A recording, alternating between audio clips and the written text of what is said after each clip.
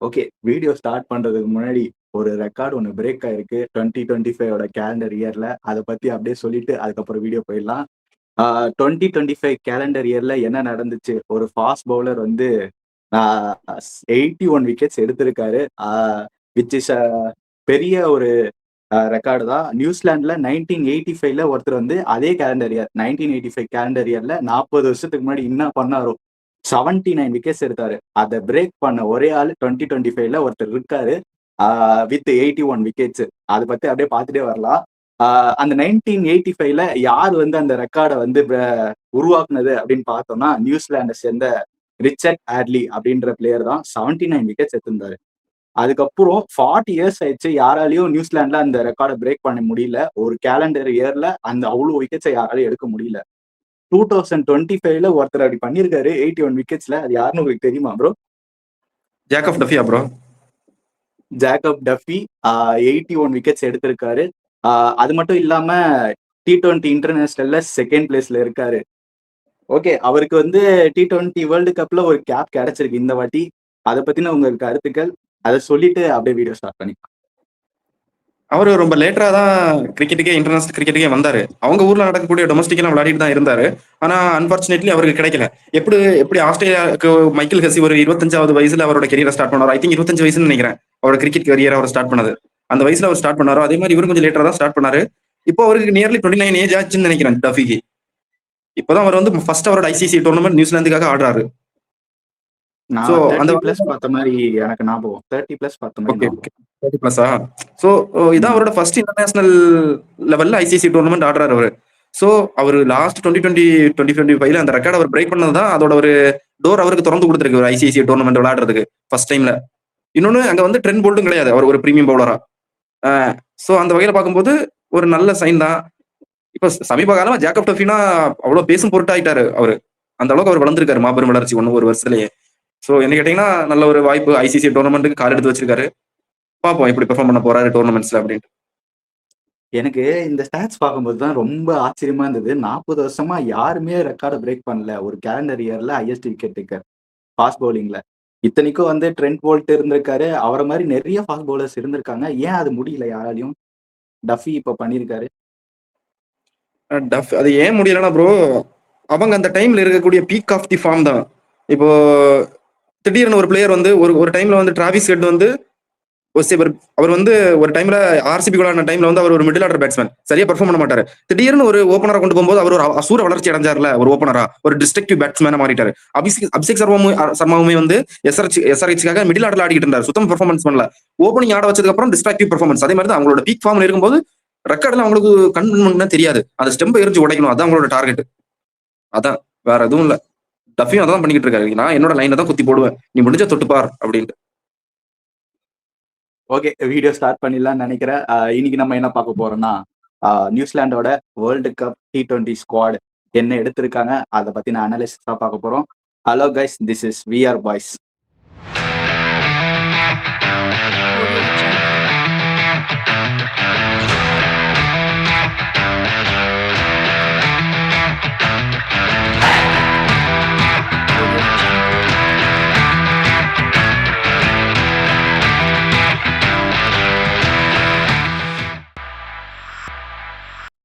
Start பண்ணிடலாம். Squad அப்படியே ஒன்னொன்னா நான் படிச்சுட்டே வரேன். அப்படியே உங்களோட கருத்துக்கள பார்த்துரலாம்.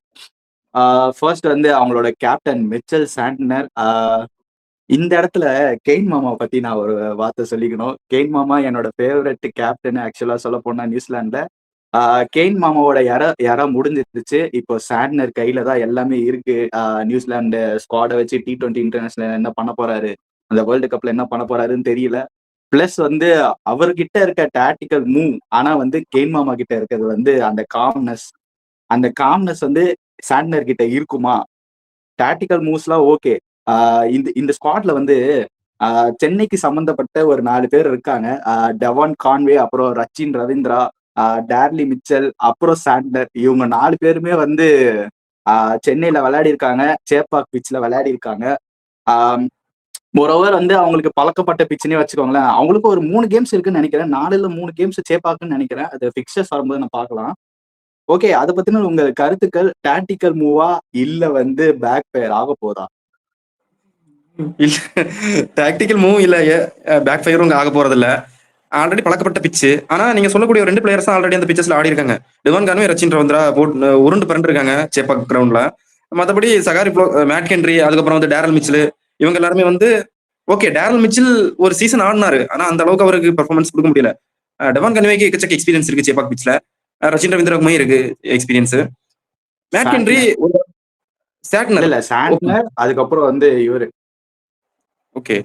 நீங்க சேட்னரையும் சேர்த்து சாரி நான் மறந்துட்டேன். சேட்னர் அவர் மும்பை போனதை இருந்து எனக்கு சேட்னர் சிஎஸ்கே ஆடினாரா? ஏன்னா பாதி மேட்ச் அந்த உட்கார்ந்தா இருந்தாரு. மேட்சஸ்ல சான்ஸே கொடுக்கல.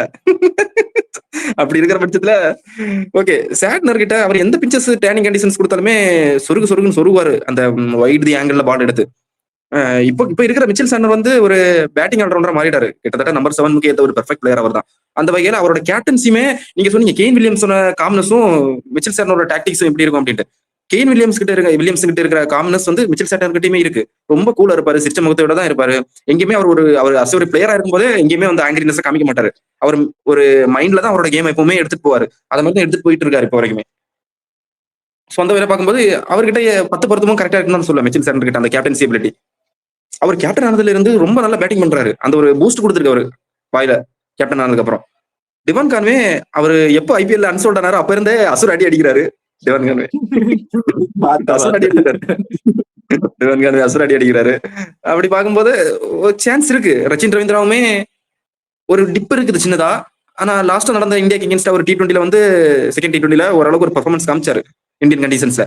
இந்தியன் கண்டிஷன்ஸ் வரும்போது ஒரு ஐசிசி டூர்னமெண்ட்னா ரச்சின் ரவீந்திரா அஸ் ப்ரோ. அவர்கிட்ட இல்லாத 100ஸும் இல்ல, இல்லாத 50ஸும் கிடையாது. இந்தியன் பிச்சர்ஸ் வரும்போது ரச்சின் ரவீந்திரா தனி ஒரு டிஃபரெண்ட் பீஸ்ட் தான் அந்த நம்பர் 3 நம்பர் 4 ஸ்பாட்ல. ஸோ அப்படி பார்க்கும்போது இங்க யாருமே நம்ம பிச் கண்டிஷன்ஸ்க்கு ஃபேவரபிள்னு சொல்ல முடியாது. ஒரு ஒரு அந்த அந்த டைம்ல அவங்க இருக்கக்கூடிய ஃபார்மை பொறுத்து தான் எல்லாமே அமையுது.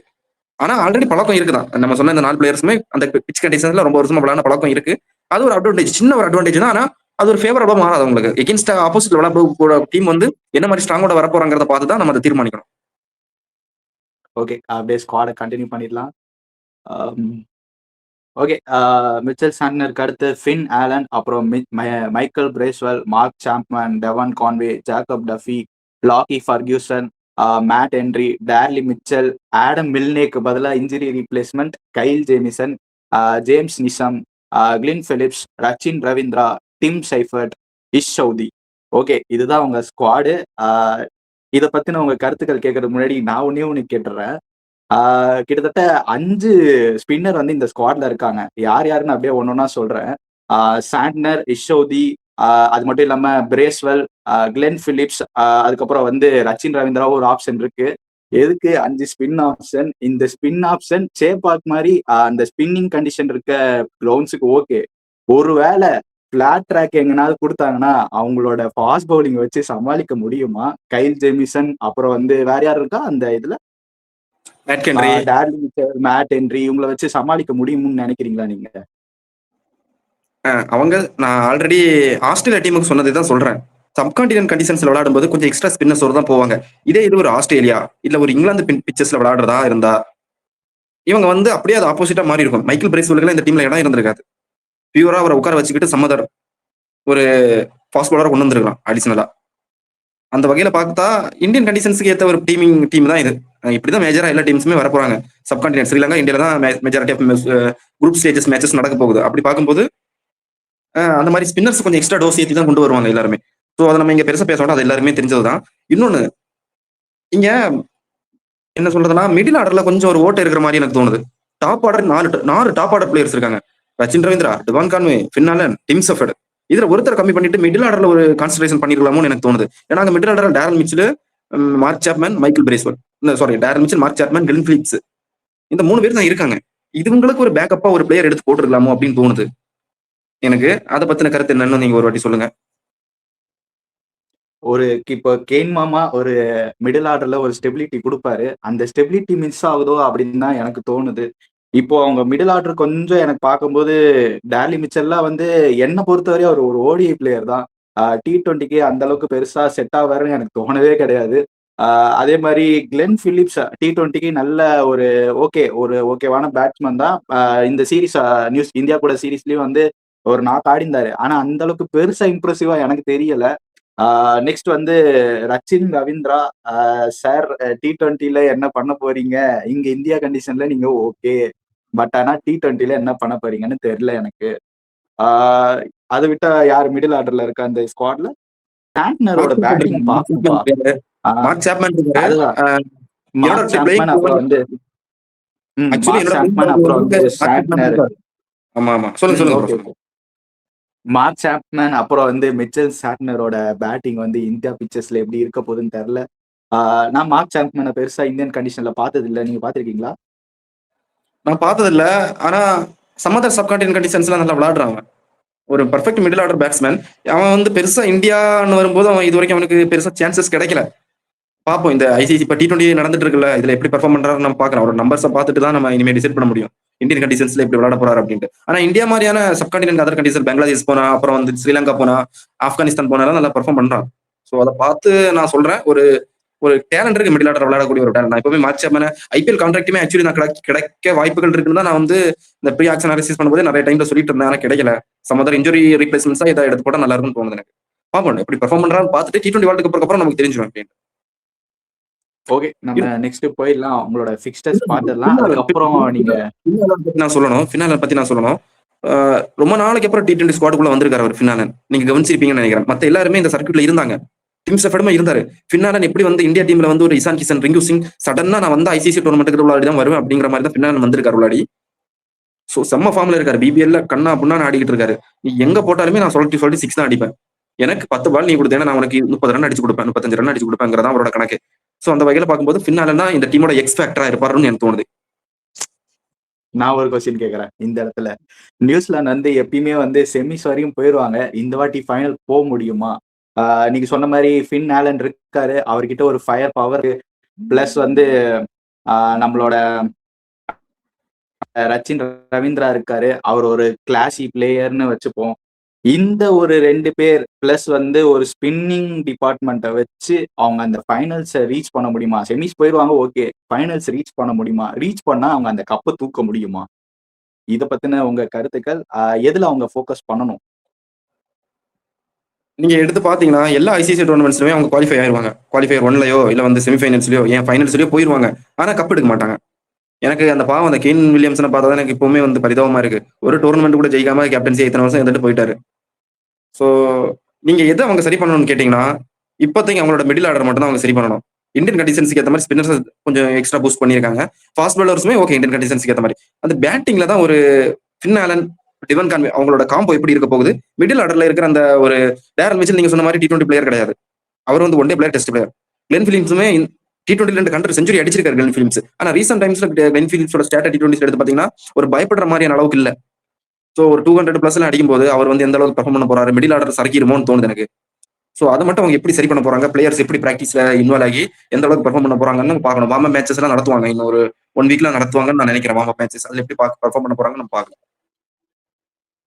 ஓகே, ஃபிக்சர்ஸ் போயிடலாம். ஃபிக்சர்ஸ்க்கு அடுத்து வந்து நம்ம ஸ்குவாட்ல இருந்து பிளேயிங் 12 நீங்க சொல்லுங்க. யார் யார் அவங்க ஆட போறாங்கன்ட்டு. ஓகே, ஃபிக்சர்ஸ் பார்த்துடலாம். ஓகே, இதுதான் அவங்களோட ஃபிக்சர்ஸ். அவங்க ஆட போற மேட்ச் வந்து மேட்ச் நம்பர் 4 சண்டே Feb 8ல ஆட போறாங்க ஆப்கானிஸ்தானுக்கு அகேன்ஸ்டா. எங்க நடக்குதுன்னா சென்னையில தான். Match number 11 New Zealand versus United Arab Emirates. எங்க எப்ப நடக்குதுன்னா Feb 10, அதுவுமே சென்னை தான். Match number 24 New Zealand versus South Africa. இது எங்க நடக்குதுன்னா Ahmedabad stadium, Saturday 14 Feb. Next வந்து லாஸ்ட் அந்த லீக்ல வந்து மேட்ச் 31 யார் கூட நடக்குதுன்னா கனடா கூட, டியூஸ்டே 17 Feb. இங்க இதுவும் சென்னை. நான் ஏற்கனவே ஒரு வாட்டி மென்ஷன் பண்ணேன், 3 மேட்ச் சென்னையில அவுட் ஆஃப் 4ல. அது பார்த்து இதை பார்த்தா தெரிஞ்சிடும் எல்லாருக்கும்.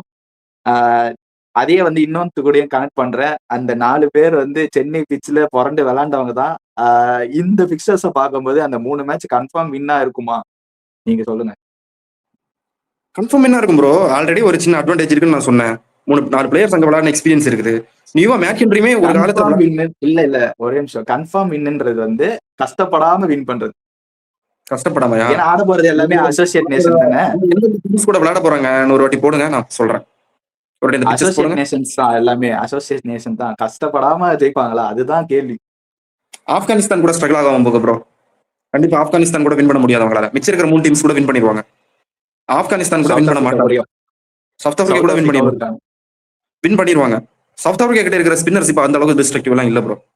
ஆப்கானிஸ்தான் எடுத்தீங்கன்னா நூர் அகமது இருக்காரு, ரஷீத் கான் இருக்காரு, முஜிபுர் ரஹ்மான் இருக்காரு. வேர்ல்ட்ல நம்ம டாப் கிளாஸ் ஸ்பின்னர்ஸ் அங்க இருக்காங்க. சேப்பக் மாதிரியான கண்டிஷன்ஸ் அந்த ஸ்பின்னர்ஸ் நீங்க போட்டீங்கன்னா சொல்லிட்டு விக்கெட் எடுத்து கொடுத்துருவாங்க.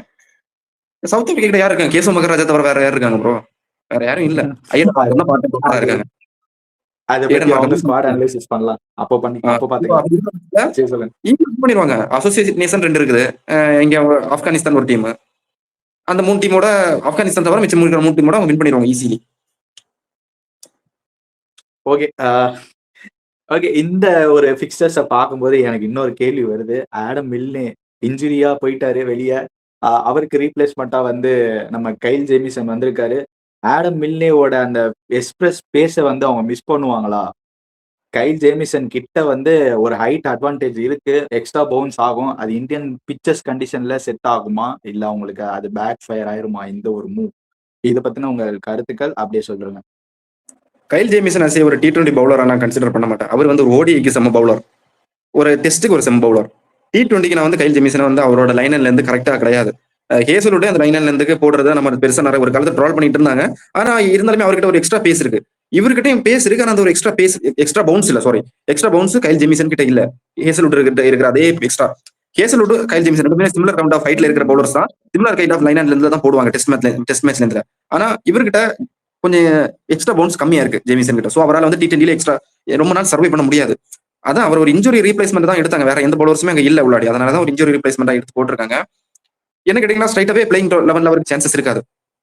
நான் ஒரு 3 பிரீமியம் பாஸ் பவுலர்ஸ் யாரான்னு கேட்டீங்கன்னா மேட் ஹென்ரி, லாக்கி பெர்குசன், அதுக்கப்புறம் வந்து ஜாக்கப் டஃபி. இந்த 3 பிரைமரி பாஸ் பவுலர்ஸ் தான் நான் போவேன். இதுக்கு இதுல யாராச்சும் ரொம்ப சுமாரா பர்ஃபார்ம் பண்றாங்க இல்ல இன்ஜுரினா மட்டும் தான் ஜேமிசன் பக்கம் போறது. ஆடம் மில்லினே இருந்திருந்தாருன்னா கதை வேற. மேட் ஹென்ரி உட்கார வச்சுட்டு ஆடம் மில்லினே ஆட வச்சிருந்திருக்கலாம். சோ அந்த வகையில பார்க்கும்போது கைல் ஜேமிசனுக்கு சான்சஸ் இல்ல. யார் யார் சொன்னீங்க? யார் யார் அந்த ஃபாஸ்ட் பவுலர்ஸ்? திருப்பி சொல்றீங்க. மேட் ஹென்ரி, கைல் ஜேமிசன், நீங்க ஆட வைக்க போறப்ப. லாக்கி பெர்குசன். ஓகே. இதே ஒரு இதுல வந்து நம்ம அப்படியே பிளேயிங் 12ல நீங்க சொல்றீங்க பிளேயிங் 11. உங்களோட பிளேயிங் 11 யாரு? என்ன ஏது? அத பத்தின சொல்லிருங்க அப்படியே.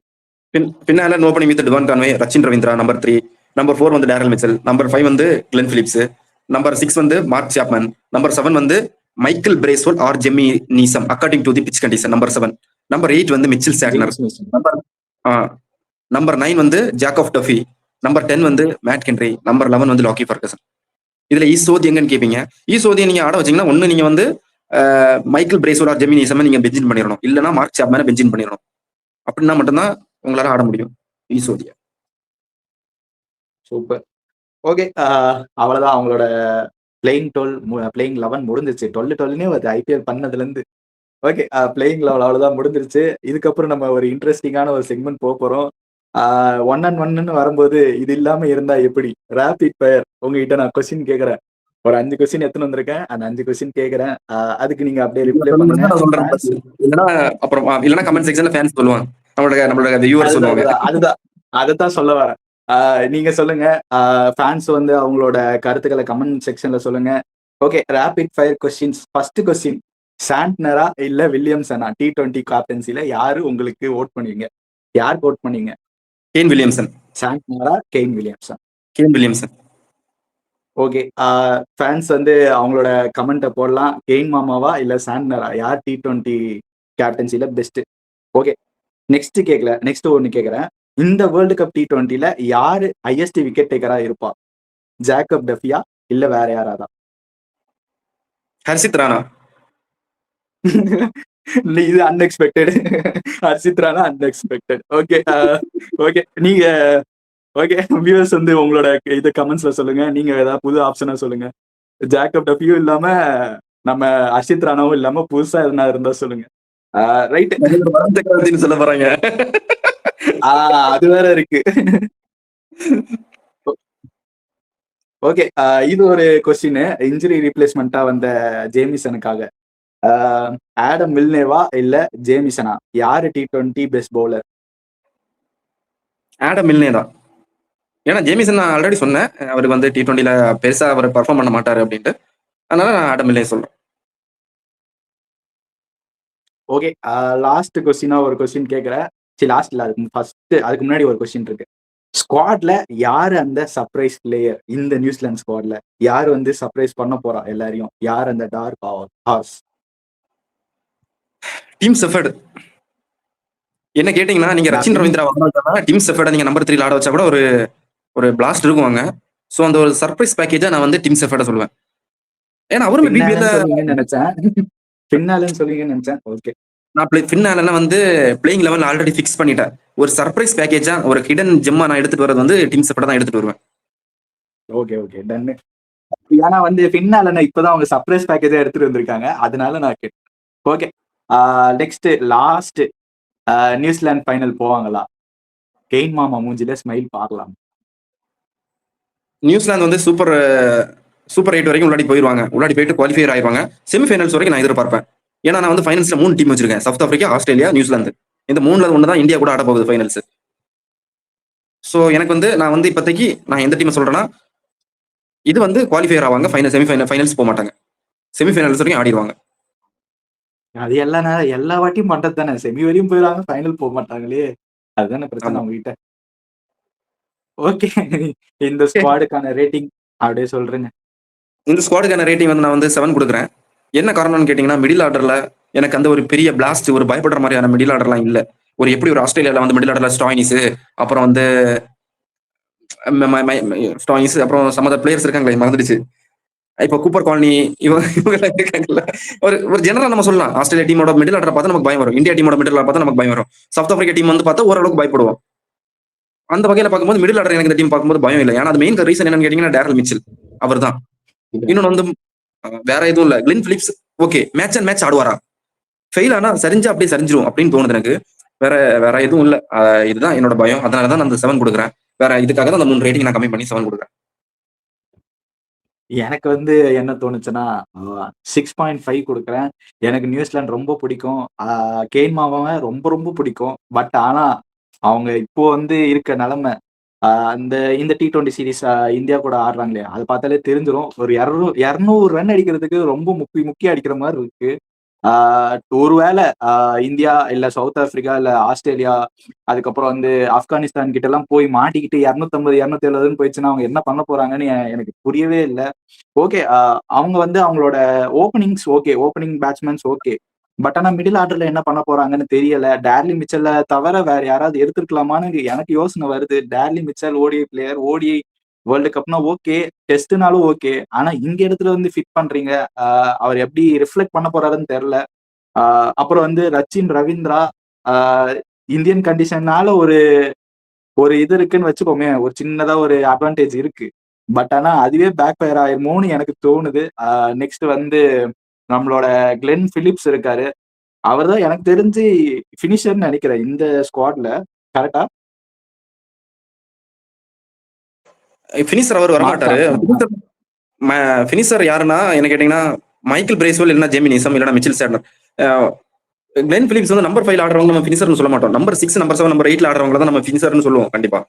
நம்பர் 5 வரைக்குமே டாப் ஆர்டர் பேட்ஸ்மேன்ஸ் தான் எல்லாருமே. ஸோ பினிஷருங்கிற போது கீழே வரவங்க தான் Mark Chapman, Michael Bracewell or Jimmy Neesham or Mitchell Santner. இந்த 3 பேர்ல யாரோ ஒரு ஆள் தான் பினிஷிங் ரோல் கொடுக்க போறாங்க. ஓகே, பார்க்கலாம். ஒரு அந்த மிடில் ஆர்டரை ஆங்கர் பண்ற அளவுக்கு இவர் என்ன பண்ண போறாருன்னு தெரியல. அந்த ஒரு பவரே இல்லாத மாதிரியே இருக்கு மிடில் ஆர்டர்ல. ஓகே, கிளென் பிலிப்ஸ் என்ன பண்ண போறாரு இந்தியன் கண்டிஷன்ஸ்ல பொறுத்து இருந்து பார்க்கலாம். நெக்ஸ்ட் வந்து அவங்க ஸ்பின்னர்லாம் ஓகே, அவங்களுக்கு நோண்ட வேண்டியது அவங்க ஃபாஸ்ட் பவுலர் தான். அங்க ஒரு எனக்கு சின்னதா ஒரு கன்சர்ன் இருக்கு. மில்லே மாதிரி ஒரு எக்ஸ்பிரஸ் பேஸ் அந்த இடத்துல இன்ஜுரின்னு போயிட்டு ஒரு கைல் ஜேமிசன் வராருன்ற போது எனக்கு கொஞ்சம் வருத்தமா இருக்கு. நெக்ஸ்ட் வந்து நீங்க சொன்ன மாதிரி நிறைய பேர் இருக்காங்க. மேட் ஹென்ரி இருக்காரு, அப்புறம் வந்து இன்னும் 1, 2 பேர் இருக்காங்க. பட் ஆனா அந்த அளவுக்கு மேட்ச் பண்ண முடியுமா? இந்தியாவோட ஃபாஸ்ட் பவுலிங் பார்க்கும்போது கொஞ்சம் பயமா இருக்கு. ஆஸ்திரேலியா ஃபாஸ்ட் பவுலிங் பார்க்கும்போதும் பயமா இருக்கு. ஆனா இவங்கள பார்த்தா எனக்கு அந்த பயம் வரல. பொறுத்து தான் பார்க்கணும் என்ன பண்ண போறாங்கன்ட்டு. அதனால நான் 6.5 கொடுக்குறேன். ஓகே. ஃபைனல் தாட் சொல்லிருங்க ப்ரோ. என்ன பண்ணலாம்? என்ன கேட்டீங்கன்னா என்னோட ஃபைனல் தாட்ஸ் என்னன்னா அவங்க சேப்பாக் கண்டிஷன்ஸ் நல்லா யூஸ் பண்ணி ஆகணும். ஆல்ரெடி தெரிஞ்ச ஒரு 4 பிளேயர்ஸ் இருக்காங்க. அந்த இடத்துல செகதில உருண்டு பரண்டு எல்லாம் விளையாடிட்டு இருந்த எல்லா பிளேயர்ஸுமே இருக்காங்க 4 பிளேயர்ஸ். அவங்க கிட்ட அவங்களோட 4 பேர்ல அட்லீஸ்ட் ஒரு 3 பேரையாச்சும் ஸ்குவாட்ல இருக்க மாதிரி பாத்துக்கணும். பார்த்துட்டு அதை வச்சு ஒரு ஒரு அட்வான்டேஜ் மாதிரி யூஸ் பண்ணி சூப்பர் அந்த குரூப் ஸ்டேஜஸ் தாண்டி சூப்பர் ஸ்டேஜஸ் வந்துடணும். சூப்பர் ஸ்டேஜஸ் வரும்போது அதுக்கப்புறம் அவங்க டீம் எப்படி அந்த குரூப் ஸ்டேஜஸ்ல பெர்ஃபார்ம் பண்ணிருக்காங்களோ அதை அதுக்கு பேஸ் பண்ணி சூப்பர் ஸ்டேஜஸ்ல அவங்களோட ஸ்குவாட் எப்படி பில்ட் பண்ணணும்னு நம்ம யோசிக்கணும். அப்பதான் நமக்கு தெரியும் ஃபின்னாலன் பெர்ஃபார்ம் பண்றாரா, டீம் செஃபர்ட் பெர்ஃபார்ம் பண்றாரா, இல்ல டிவன் கான்வே ஃபெயில் ஆறாரா. டிவன் கான்வே ஃபெயில் ஆனா Finn Allen according to opening with Tim Seifert இவங்க 2 பேரும் ஓப்பன் பண்ண போறாங்கிறதா எல்லாமே வந்து நம்ம அந்த குரூப் ஸ்டேஜஸ் முடிச்சதுமே ஒன்ஸ் தெரிஞ்சிடும் சூப்பர் ஸ்டேஜஸ் வரும்போது. ஸோ அதை பேஸ் பண்ணி இன்னொன்று மிச்சில் சார்னர் அவரோட கேப்டன்சி எப்படி இந்த ஒரு ஃபர்ஸ்ட் ஐசிசி டோர்னமெண்ட்ல அவர் ஒரு கேப்டனா வர போறாரு. அவர் எப்படி அவர் வந்து கேப்டன்சி ப்ரெஷரா எடுக்க போறாரு ஒரு ஐசிசி டோர்னமெண்ட்டுக்குள்ள ஒரு நாக் அவுட் கேம்ஸ் எல்லாம் வரும்போது எப்படி அந்த அவரோட கேப்டன்சி கேப்பபிலிட்டி யூஸ் பண்ண போறாங்கிறத வந்து நான் வெயிட் பண்ணி பார்க்கணும். ரொம்ப நல்லா பண்ணுவாருன்னு நினைக்கிறேன். அவர் ஒரு குட் பிரைனர் தான். ரொம்ப நல்லா ஃபீல்ட் செட் பண்றாரு. பேட்டிங்குமே ரொம்ப நல்லா இருக்குது அவர்கிட்ட. கரெக்டா நேரத்துக்கு ஏற்ற மாதிரி ஒரு ஒரு கேமை சேஞ்ச் பண்றதுக்கான ஒரு பவுலிங் ஆப்ஷன்ஸ் சேஞ்ச் பண்ணி இன்னொரு ஒரு விக்கெட் டேக்கிங் பவுலர்ஸ் எல்லாம் கொடுக்குறாரு அடிக்கடி. இது நடந்துட்டு இருக்க நியூசிலாந்து இந்தியா T20 சீரிஸ்ல தான் கொஞ்சம் சொதப்புறாரு பவுலிங் கொஞ்சம் ஃபிளெக்சிபிளா கொடுக்காம. ஸோ அதை மட்டும் அவர் கொஞ்சம் கொஞ்சம் கரெக்ஷன் பண்ணி பண்ற தப்பே கரெக்ஷன் பண்றது தானே. அந்த தப்புகளை கரெக்ஷன் பண்ணிட்டு வந்தா போதும். இன்னொன்று வந்து மெயின் வந்து நான் வந்து ஜாக்கப் டபி தான் பவுலிங்ல ஃபுல் அண்ட் ஃபுல்லா நம்பி இருக்கேன். மேக்கென்ட்ரியும் கிடையாது, லாகி ஃபெர்குசன் கிடையாது, ஜாக்கப் டபி தான்.